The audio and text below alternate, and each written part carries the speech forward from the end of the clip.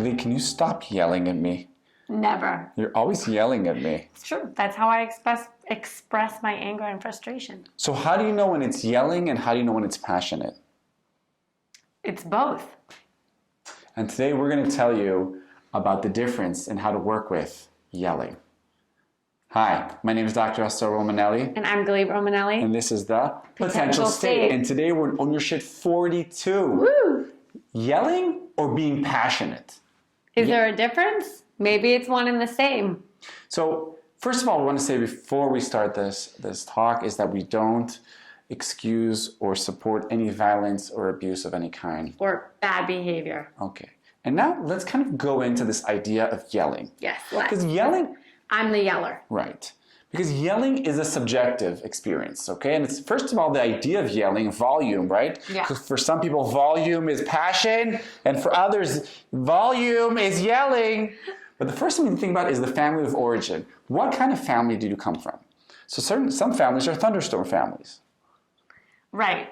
So in my mind, it's not so much families, because in my mind, every family has different people who express anger differently. In other words, some express anger through thunderstorms and they like, and other people express it through turtles. And in one family, you can have both a thunderstorm and a turtle. In fact, that's usually very common. The kind of docile, quiet person in the family that sees conflict and kind of goes into their shell versus the person that sees conflict and kind of expands or shouts or doesn't shy away from it, but rather goes into it. So certain families, if I'm continuing what you're saying, certain families, the kids inherit this core belief that yelling is a legitimate part to communicate. It's received as a sign of vitality, connection, and passion. Whereas other families, yelling is seen, or raising your voice is seen as kind of aggressive or unwanted. And I think when we think about us, like me and Gilly came from really different, we have very different core beliefs about that. In that framing, I see why you're saying families. In my family, there was a lot of shouting and a lot of kind of raised voices, but then we would get it out of our system and we would sit down and we would have a meal together and we would laugh and move on. And that referred back to the conflict episode about turtles and thunderstorms. So then when people say, and I see this all the time in the clinic, and we always talk about this, is when someone says, you're yelling. Like when you do to me. Right, so on one hand, this is kind of a complicated message we want to say. On one hand, it can be used as a passive-aggressive. As like silencing, dismissing. Right.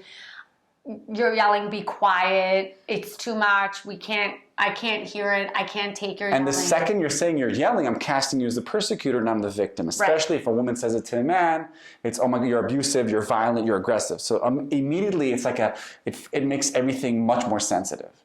And the problem is that volume is subjective. Right. And for some people, they need to get that out. They need to vent. I need to get it out. Say more about that. There's a thunderstorm. I need to get it out many, many times. And this was something that Assael and I have worked on and continuously work on in our relationship. He says about me, rightly so, that I go from 0 to 100 in seconds and from 100 down, back down in minutes. I need to get it out. I'm upset. I'm angry. I'm frustrated. I'm anxious. And I need to get it out. And it comes, with higher decibels. And saying to me, stop yelling, doesn't actually help. It just exacerbates it. And where else can you bring the worst of you if not into your marriage? Like you hold it back all day. It's like kids. It's like when kids come home. I don't know if other parents have this, but I definitely have it. And when they come home, they just they let it loose. And it's like all their tension of all the day and holding themselves, and listening and holding themselves gathered all day, they just let it out. And they have those 10 minutes of when I pick them up to just massive tantrums. And then that's it. And then they're fine. They let it out of their system. And the other extreme, when it's taken too much to the extreme, that's really a sign of flooding. Refer to the episode about trauma mind. Well, I think in general, when we get to the state where we're yelling, we're a little bit flooded. That is an indicator to our partner that we are triggered, we're flooded, we're not able to stop and speak, softly, respectfully, maybe. So what I was saying before about the complicated message here is, on one hand, you want to vent and it's legit. On the other hand, sometimes you are flooded, you are in trauma mind, and therefore you need help to stop yelling. I think it's the same. You're venting because you're flooded.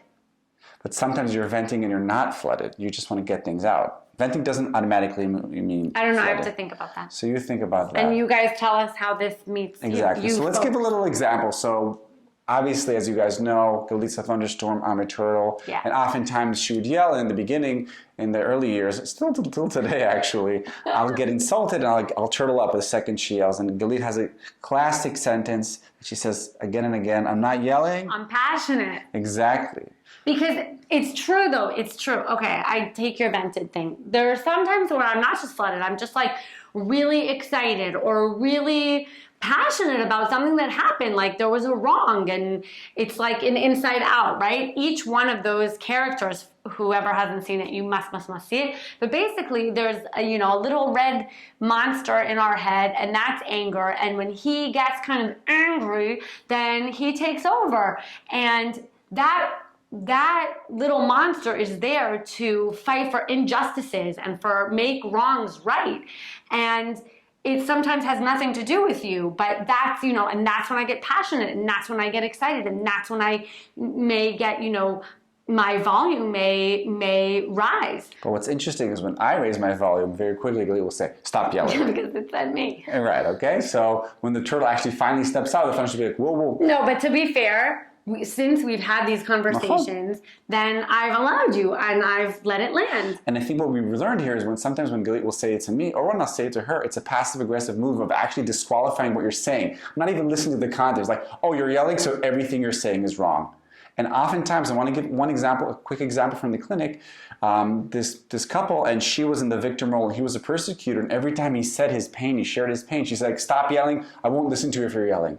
And he couldn't, no matter how low he went in the volume, she kept labeling it as yelling. And I kept casting him again and again, the persecutor, and that just got them stuck. They could not move.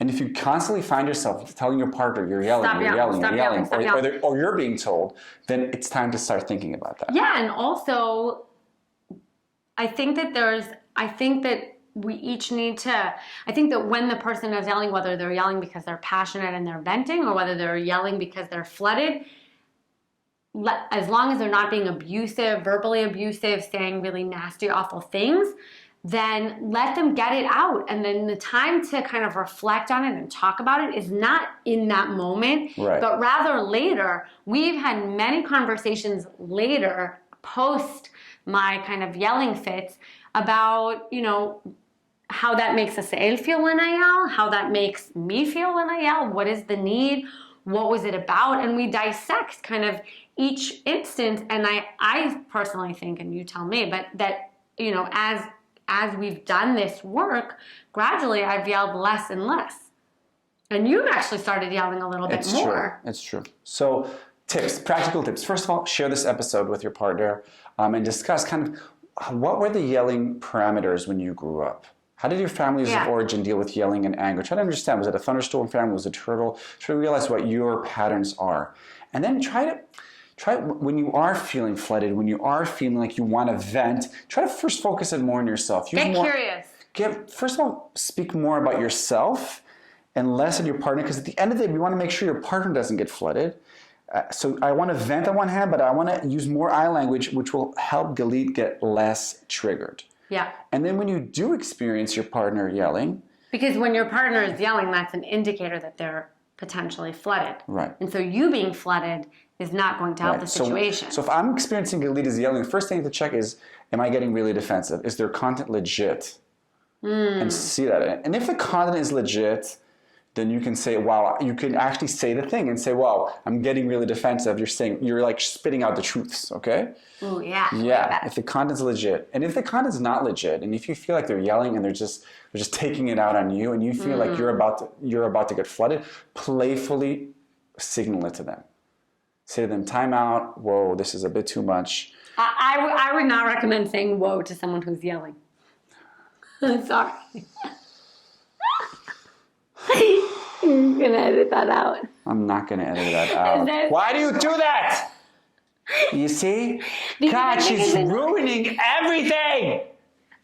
So if you do feel like you're venting and your partner's telling you you're yelling, But see, I didn't take it personally. It's okay. He's allowed to yell. I can understand. I can understand why he's angry. I'm coming in here. I'm not agreeing with everything that he's saying. I have my own opinions. I have my own experiences. And that's okay. And you should know that sometimes your partner isn't even yelling at you. Sometimes they're just getting their rage out. They're just getting their mad out, just like kids.